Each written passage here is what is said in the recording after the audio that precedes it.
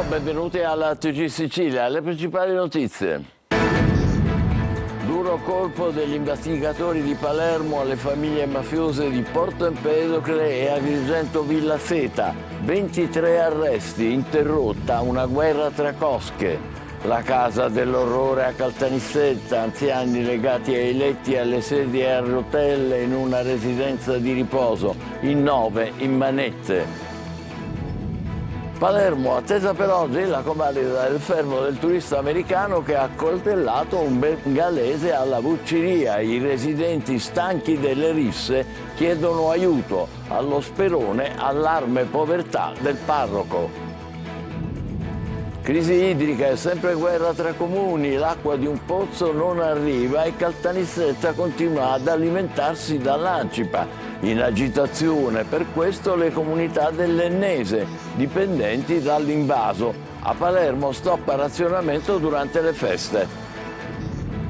Catania ha assegnato a Mediaset l'evento televisivo del Capodanno in diretta promosso dalla Regione. La festa in piazza sarà trasmessa da Canale 5, buche ancora cucite sugli artisti previsti. Natale per tutti, da Siracusa una parrucchiera offre taglio e piega gratis alle donne disagiate. È tornato a Catania Fofana, la sua storia vera, un viaggio epico di migrazione dall'Africa all'Italia, ha ispirato Io Capitano, il film di Garrone candidato all'Oscar. Calcio, ripresa anticipata degli allenamenti. Ieri in casa Catania la squadra di Toscano punta il Sorrento per riscattare la sconfitta col Potenza. Da oggi in gruppo il nuovo portiere Alessandro Farroni.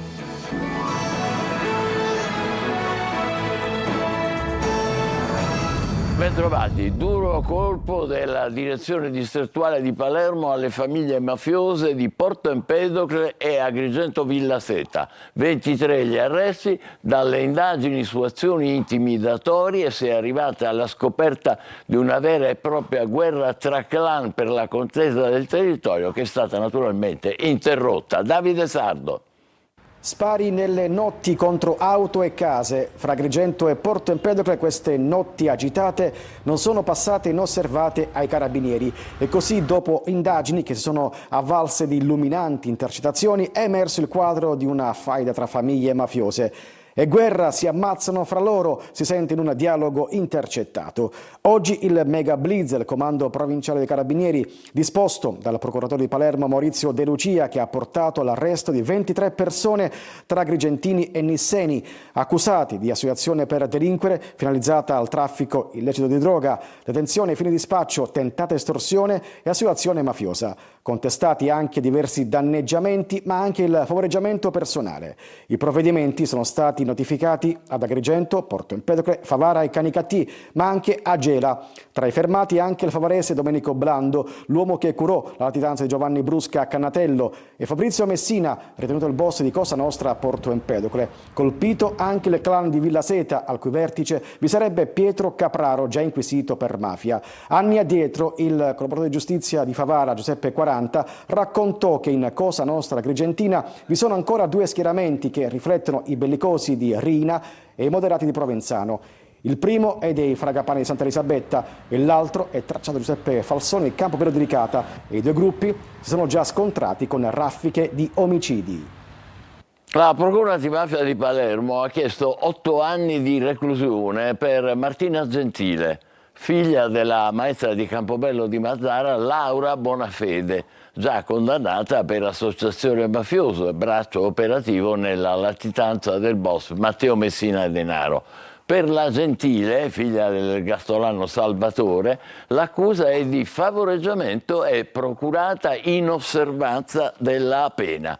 A Caltanissetta una casa di riposo degli orrori, con anziani offesi, legati ai letti oppure lasciati nudi tra feci e urine. 9 persone sono state arrestate, 6 di loro in carcere, altri 3 ai domiciliari. Rita Cinardi.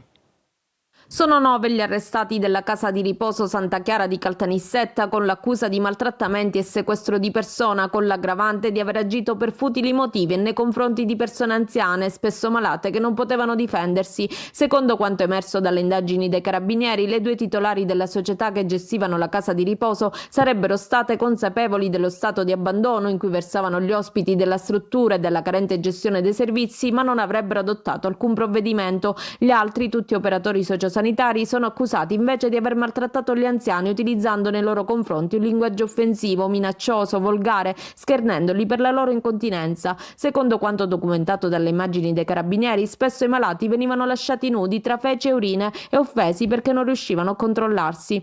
Alcuni operatori avrebbero anche tenuto bloccati gli anziani sui letti per diverse ore con dei mezzi di contenimento, tra i quali delle tute che rendevano impossibile ogni movimento, con l'aggravante, secondo quanto si legge nell'ordinanza, di aver agito per motivi abietti e futili, consistiti nel fastidio di dover continuamente monitorare i bisogni fisici e le esigenze degli anziani ospiti e quindi nella impossibilità di poter riposare in orario notturno senza essere disturbati. Inoltre si trattava di anziani spesso non autosufficienti. I fatti sarebbero venuti soprattutto in orario notturno, quando per i familiari sarebbe stato impossibile accorgersi di quanto accadeva. In un'occasione, secondo quanto documentato dai carabinieri, sarebbe stato praticato anche un clistera ad un anziano, cui furono provocate acute sofferenze e fuoriuscita di sangue, dopodiché sarebbe rimasto bloccato a letto per ore con gli operatori incuranti delle urla di dolore. Abusi sessuali su minori. Dopo la condanna a 4 anni e mezzo di Don Rugolo e l'incriminazione per falsa testimonianza del vescovo di Piazza Armerina Gisana, le indagini si allargano ad altre località. 3 nuovi casi a Gela. Gerry Italia. Il caso di Don Rugolo, condannato a 4 anni e mezzo per aver esercitato violenze fisiche e psicologiche su una vittima per oltre 4 anni, potrebbe essere solo la punta di un iceberg che scuote dalle fondamenta la diocesi di Piazza Armerina. Oltre alla condanna per quanto subito da Antonio Messina, il sacerdote è accusato di abusi su altri 2 minorenni. Il processo ha così aperto uno squarcio su una rete di abusi che scuote l'intera diocesi in un triangolo nero tra Enna, Gela e Piazza Armerina. Intercettazioni ambientali rivelano che lo stesso vescovo Gisana avrebbe parlato di un prete della diocesi, accusato di abusi su una minore e successivamente trasferito senza alcuna conseguenza. Chiaramente finché non viene fuori, io non ci posso dire a chi sto della panzemia, però io mi chiedo perché chi sto a 60 anni e riesce ad uscirne a galla da tutte le cose che combina e ha combinato.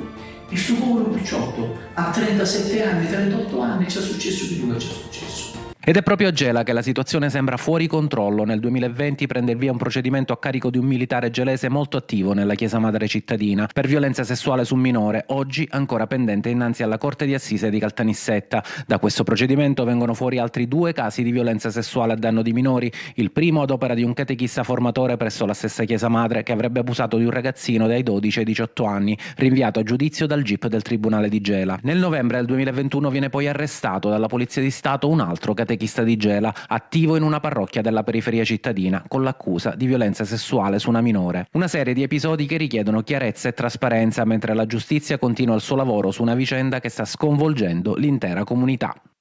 Palermo, risse, violenza, alcol, feriti, la Vucciria, teatro del caos in città, residenti stanchi, chiediamo aiuto, qui è un inferno. Intanto è attesa per oggi la convalida del fermo per il turista americano che ha accoltellato un bengalese. Marco Cullà. La Vucciria, teatro di caos, l'accoltellamento del 29enne bengalese da parte del turista americano in carcere con l'accusa di tentato omicidio riaccende i riflettori sulla sicurezza in centro storico. I residenti sono esasperati e chiedono una soluzione definitiva, una riqualificazione della zona. Siamo stanchi di una situazione che ormai sta prendendo una brutta piega. Nel senso che la Vucciria ormai è diventato un teatro di guerra, un teatro di stupefacenti, alcol, liti, discoteche a cielo aperto, discariche a cielo aperto. Ormai la Vucciria sta diventando invivibile. Infatti chiediamo quali sono state le iniziative prese dal governo comunale e locale, che non sta avendo alcun effetto. Risse, violenza, alcol venduto a basso prezzo. Chiediamo più presenza dello Stato, più presenza del governo locale, più presenza delle forze di polizia che a chiamata neanche intervengono. Ormai siamo rassegnati, siamo stanchi perché la chiamata al numero unico delle emergenze non ha nessun effetto. Oggi la convalida del fermo per il turista americano, ancora mistero sul movente, perché il 23enne ha accoltellato il ragazzo bengalese. La causa si debba ricercare su quello che è il teatro notturno della Vucciria, ad iniziare dal commercio di stupefacenti. Bisogna cercare la motivazione di questo accoltellamento, perché un turista americano che viene in vacanza in Sicilia e si va a divertire durante la notte alla Vucciria non penso che voglia accoltellare un bengalese. Qui infatti non è il palermitano solamente che spaccia, qua lo spaccio viene affidato anche alla gente straniera, quindi bisogna ricercare quella che è stata la motivazione dell'accoltellamento e forse lì si comincerà a capire tutto il resto. Restiamo a Palermo, allo Sperone ci sono famiglie che non hanno neanche la bombola per cucinare. L'allarme è lanciato dal parroco del quartiere palermitano. Per molti da queste parti, dice Don Di Marzo, l'ascensore sociale è fermo da sempre. Marco Gullà. Quartiere Sperone di Palermo, la disoccupazione che va a braccetto con la povertà. Per molte famiglie del quartiere palermitano sarà un Natale all'insegna delle preoccupazioni. Incontriamo Don Ugo Di Marzo, parroco dello Sperone. La chiesa è un punto di riferimento per tante famiglie che hanno difficoltà quotidiane. Un Natale sicuramente in famiglia come tutti, ma un Natale anche complicato. C'è precarietà, c'è povertà in alcuni casi anche estrema, c'è chi neanche ha la bombola per cucinare ancora nel 2024. Questo ci fa riflettere. Il crollo dei sussidi senza un'alternativa valida ha creato tanta confusione. La Chiesa fa quel che può, aiuti e beneficenza, ma il più delle volte non basta. Il vero problema è che l'ascensore sociale continua a non salire. Si viene, si fa un'attività, si porta qualcosa, si fa un progetto e poi tanta gente non può salire quell'ascensore sociale che rimane ai piani alti, non dà spazio a questa gente di salire al livello degli altri. Un ascensore fermo per tante famiglie del quartiere. Proprio in questi giorni ho saputo, ed è proprio qui nel mio ufficio in questo momento, di una famiglia che da 5 giorni non ha la bombola e non può cucinare. Hanno mangiato freddo, sono lavati con l'acqua fredda, non hanno materialmente il gas in casa. L'ho scoperto per caso, li ho contattati, adesso li stiamo incontrando appunto per sistemare la situazione e dargli una mano per quello che è possibile, perché ripeto, la parrocchia non ha grandissime risorse. Noi siamo sotto in banca oggi di circa 40.000 euro ed è pesante, però siamo stabilmente sotto e questo già è una grazia, quindi continuiamo a fare quello che dobbiamo fare perché è importante, perché è giusto, perché il Natale per tutti deve essere Natale per ogni famiglia. La crisi idrica non è finita, l'acqua di un pozzo non arriva a Caltanissetta che continua così ad alimentarsi dall'Ancipa ed entrano in agitazione le comunità dell'Ennese che sono dipendenti da quell'invaso. Intanto a Palermo stop al razionamento durante le feste. Luca Ciliberti. C'è un pozzo che non funziona e che non riesce a fornire il corretto quantitativo di acqua ai comuni nisseni, che dunque non riescono a staccarsi dalla diga Ancipa. La questione mette in agitazione le comunità ennesi, che invece sono completamente dipendenti dall'Ancipa. L'accordo con la regione prevedeva infatti che l'invaso sarebbe stato destinato solo a Troina, Nicosia, Ceramica, Gagliano e Sperlinga, poiché privi di fonti idriche alternative, ma solo dopo che Caltanissetta e San Cataldo fossero stati collegati alla condotta Bluffi e quindi ai pozzi del Nisseno. E come se non bastasse, proprio Caltanissetta avrebbe chiesto di abbassare i giorni di turnazione da 6 a 5. Il bypass è stato realizzato, ma i problemi al pozzo alternativo restano. Protestano in questa situazione anche i cittadini di Enna, riuniti nel comitato Enna Senza Acqua. I pozzi sono stati scavati o meno? Quanti sono? Stanno rifornendo la nostra città oppure no?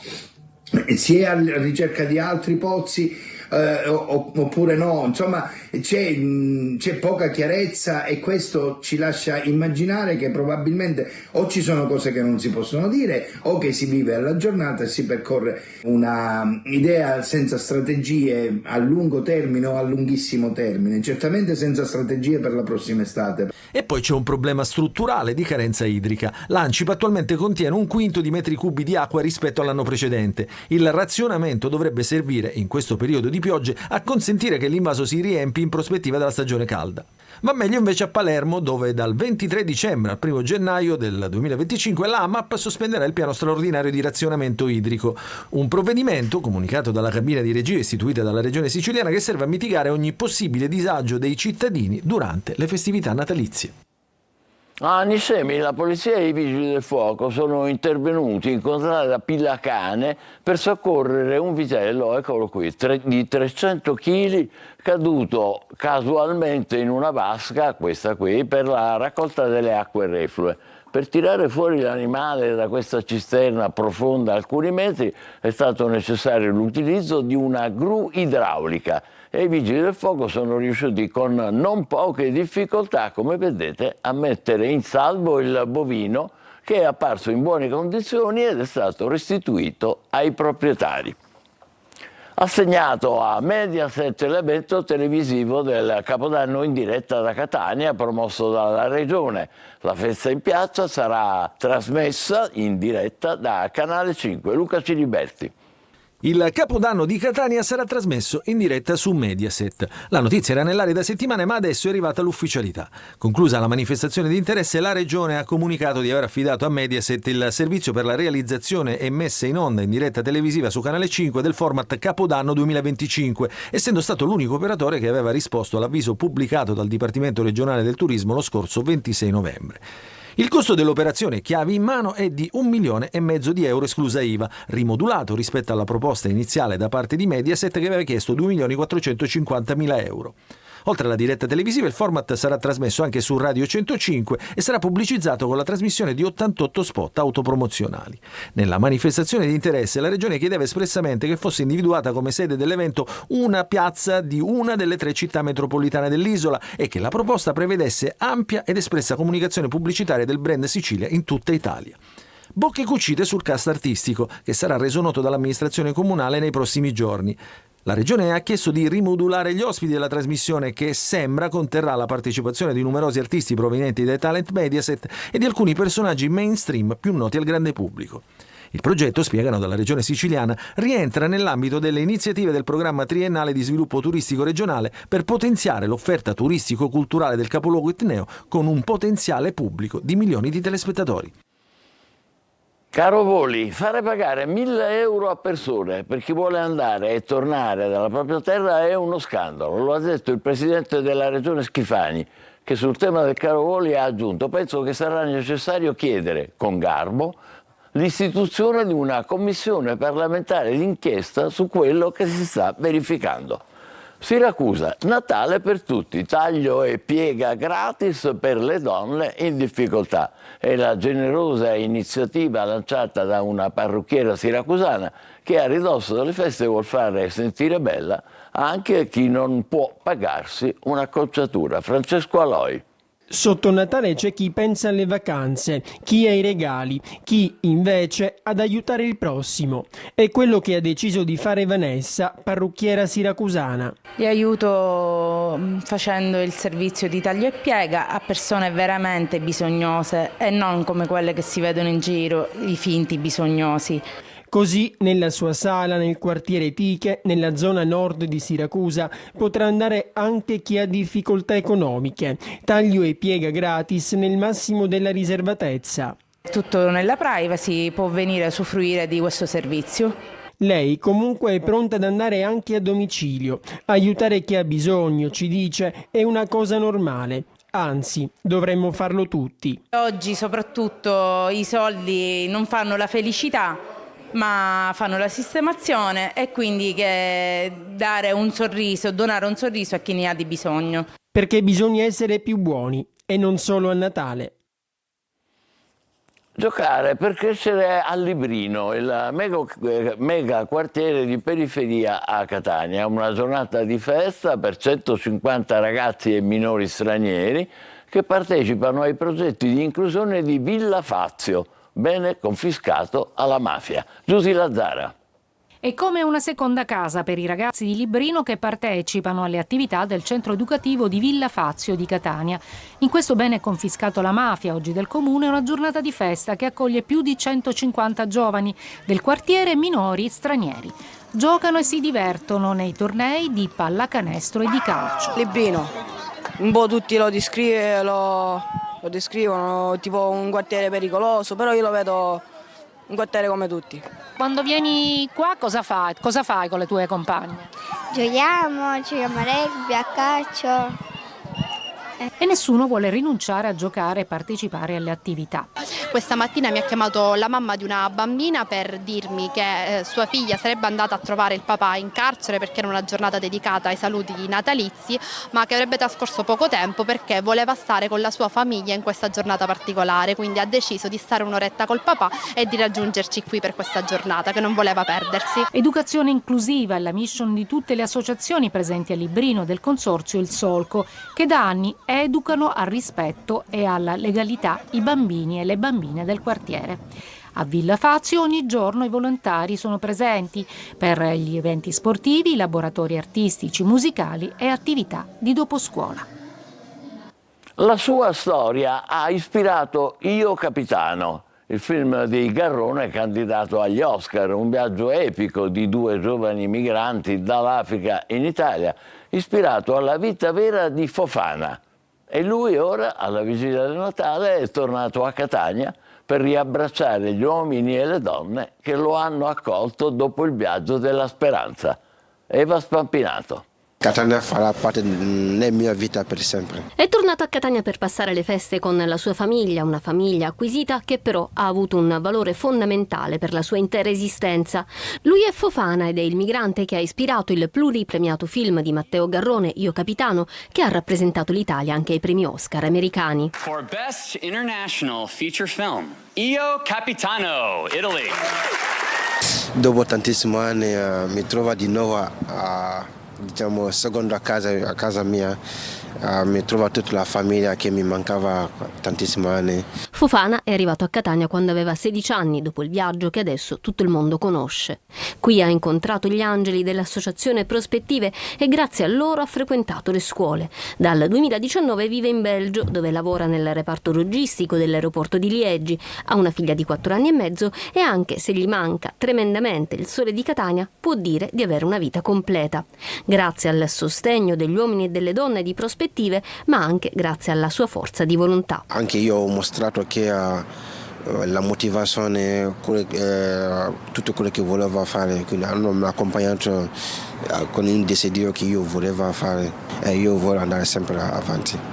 Garrone ha puntato un riflettore sulle storie dei migranti, su quello che c'è dietro ai numeri, ma nulla è cambiato. L'unica cosa che mi fa ancora male è questo, perché la nostra storia di Io Capitano parla di 10 anni fa, quindi 10 anni fa fino ad ora niente è cambiato, è sempre più peggio, quindi fa sempre più peggio e spero che un giorno arriviamo a trovare una soluzione per questo massacro degli umani. Senti, ma Matteo Garrone ogni tanto lo senti? Sì, anche l'altro ieri che ho parlato, perché lui lo sa ora che sono qua a Catania e è stato molto contento che finalmente sono tornato a casa mia. Bravissimo Fofana, che però aggiunge che non è cambiato niente per quanto riguarda i migranti morti nel Mediterraneo negli ultimi 10 anni. Ci fermiamo per la nostra pausa, tra poco per il calcio, il Catania, che ha ingaggiato un nuovo portiere che da oggi lavora con il gruppo rossazzurro. State con noi, vi aspettiamo.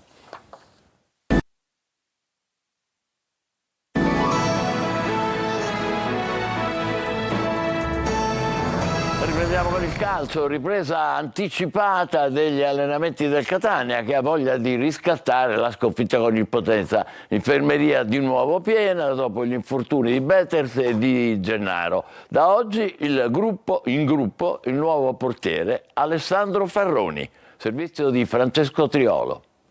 Non c'è tempo per recriminare, occorre rialzarsi subito e dare un segnale. Quello che il Catania c'è. La partita contro il Sorrento di domenica al Massimino diventa un crocevia proprio alla vigilia della sosta del campionato per le festività natalizie. La sconfitta interna contro il Potenza ha lasciato il segno, la squadra è tornata subito ad allenarsi, un modo per testimoniare anche la voglia di lavorare e riscattarsi. Toscano deve valutare diverse situazioni dei singoli in vista della prossima partita, a cominciare dalle condizioni di Castellini, che potrebbe tornare a pieno regime in una difesa tutta da ricostruire, così come Inglese, che la scorsa settimana si è allenato col contagocce. Le notizie dell'infermeria infatti non sono state buone. Betters e Di Gennaro oggi saranno operati a Villa Stuart a Roma, il portiere per una lesione ai legamenti della caviglia destra, il difensore per la frattura del quinto metatarso del piede sinistro. Entrambi dovranno restare fermi per qualche tempo e ovviamente salteranno l'ultima partita del 2024, quella proprio di domenica in casa contro il Sorrento. Per sopperire all'emergenza tra i pali, il Catania ha ingaggiato Alessandro Farroni, 27 anni, ex Alessandria. Farroni potrà essere inserito immediatamente nella lista dei 23, visto che il regolamento non prevede limitazioni per quanto riguarda i movimenti. Era alla Vis Pesaro, ma si è svincolato alla fine di agosto in coincidenza con l'avvio del campionato. Detto questo, Toscano dovrà lavorare anche sulla mente dei suoi giocatori che hanno subito una bella batosta con la sconfitta di domenica scorsa, proprio nel momento in cui sembrava che tutti i pezzi del puzzle si stavano mettendo a posto e il Catania potesse lanciarsi nelle zone alte. Ci fermiamo qui, grazie per essere stati con noi, l'appuntamento è per le 20, buon pomeriggio.